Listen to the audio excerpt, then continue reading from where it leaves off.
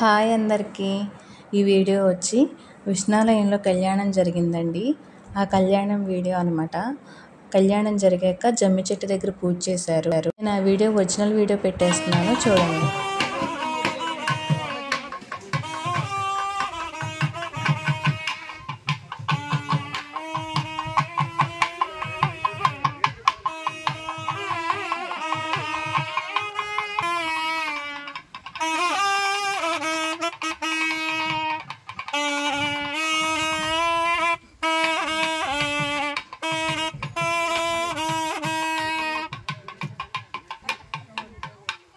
జమ్మి చెట్టు దగ్గరకి వచ్చాక పూజ చేపిస్తున్నారండి.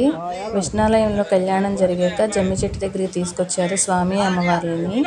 అక్కడికి తీసుకొచ్చాక జమ్మి చెట్టు దగ్గర పూజ చేసి ప్రదక్షిణ చేసి ఊరేగించారనమాట. ఊరేగించాక మళ్ళీ అంటే మెయిన్ రోడ్లే ఊరేగించి గుడికి తీసుకెళ్ళారు. చూడండి స్వామి అమ్మవార్లు ఎంత అందంగా కనిపిస్తున్నారో. పూజ అయిపోయాక ఇక్కడ జమ్మి చెట్టు దగ్గర తీసుకొచ్చి ఇక్కడ పూజలు జరిపిస్తారంటే ఇక్కడ పూజలు జరిపించి ఆ జమ్మి చెట్టుకి ప్రదక్షిణ చేసి పంతులు గారు అందరూ అక్కడ ఉన్న వాళ్ళందరూ కూడా ప్రదక్షిణ చేశారు. చేశాక మళ్ళీ అప్పుడు స్వామి అమ్మవారిని గుడి దగ్గరికి తీసుకెళ్లారు. ఇక్కడ మొత్తం పూజ అంతా అయిపోయాక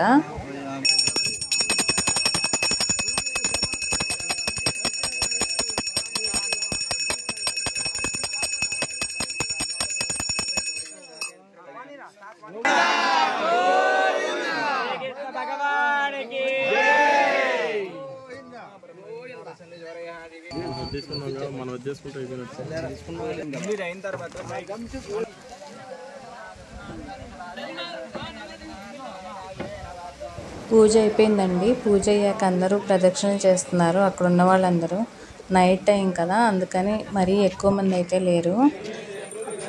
ఉన్న వాళ్ళందరూ ప్రదక్షిణలు చేశాక గుడికి తీసుకెళ్తున్నారు.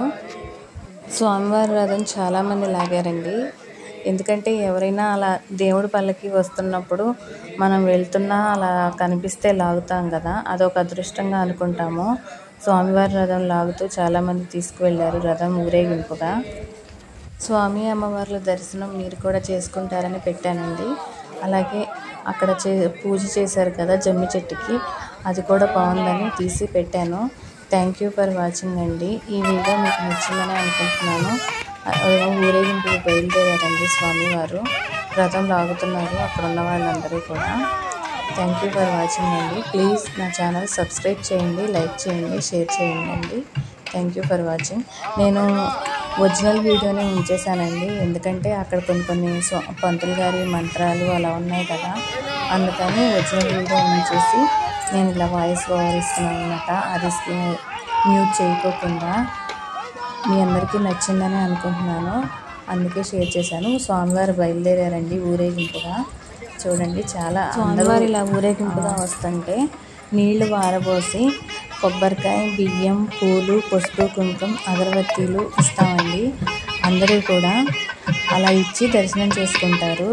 అందరి ఇళ్ళ ముందు ఆగుతూ వెళ్తుంది స్వామివారి రథం.